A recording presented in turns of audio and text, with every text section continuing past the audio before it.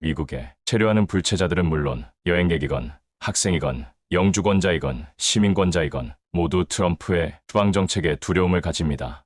특히 범죄 경력이 있으면 더 ICE원의 타겟이 되기 때문에 교회이건 학교에 있건 어디에 있건 상관없이 한국인들은 물론 해외에서 온 이민자들은 두려움 가운데서 미국 생활을 이어가고 있습니다. 그러나 전혀 조금도 두려워하지 않는 일인이 있는데 캉허 파크라는 대한민국 국적의 한국인입니다. 이 한국인은 어디 가든지 자신의 명함을 온 세상에 뿌리고 다니며 마치 미국인인 것처럼 행동하며 살아갑니다. 며칠 전 ICE 차량 2대가 리틀 레이크에서 보인다는 주변 백인의 제보를 받고도 그날 오후 6시까지 잔디심기 등의 정원의 일들을 지나다니는 모든 차들이 보는 중에도 감당하게 하였습니다. 그가 삶에서 물질 문제이건 인간관계의 문제이건 전혀 두려움을 갖지 않는 이유는 그가 사는 방식은 자신의 꿈을 성취하기 위함이 아니며 오직 하나님께서 감동이나 음성으로 계시해 주신 하나님의 뜻을 수행하기 위해 하루하루를 살기 때문입니다. 다음 주에는 나무 십자가에 공개적으로 또 다른 아크릴 간판을 부착할 예정인데 Following God's command, we came to the USA on March 30, 2023라고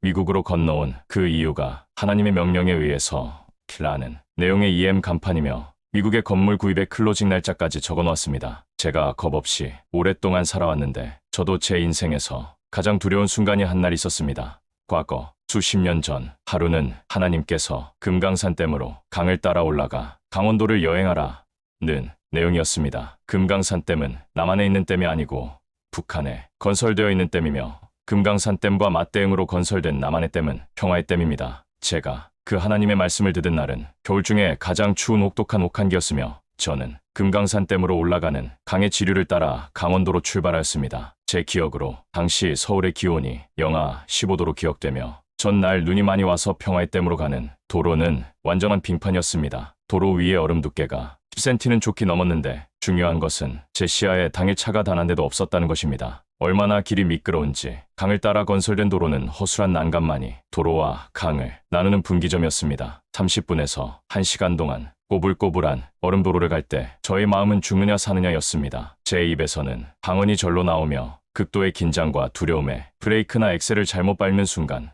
차가 강으로 추락하는 극도의 위험이었습니다. 그때 그 극도의 스트레스의 순간에 제 마음에 놀라운 평화가 찾아오면서 제게 성령의 음성이 들려왔습니다. 경호야, 내가 어디를 가든지 내가 너를 모든 재난에서 건져줄 것이다. 잠시 후 또 다른 음성이 들려왔는데 너는 오늘 재난의 영을 이긴 것이다. 였습니다. 제가 62년 동안 치료를 받기 위해 병원에 간 적이 단 한 번도 없으며 사고나 부상으로 병원에 간 적이 한 번도 없습니다. 하나님께서 모든 질병과 위험에서 저를 건져주셨기 때문입니다. 하나님께서 제게 주신 또 다른 아주 특별한 음성이 있는데 이것도 역시 수십 년 전에 하나님께 직접 받은 내용입니다. 경호야, 너를 이길 국가가 없다. 당시 대한민국이 제가 사는 국가이기에 저는 대한민국에서 역사하는 악한 정사마귀라고 생각했습니다. 맞습니다. 그러나 저는 그 음성이 대한민국에 한정된다고 생각하지 않습니다. 저는 미국 행정부도, 딥스테이트도, 민주당도, 중국 공산당도, 북한 공산당도 어떤 존재도 두려워하지 않습니다. 왜냐하면 제가 살아가는 이유는 나를 위하지 아니하고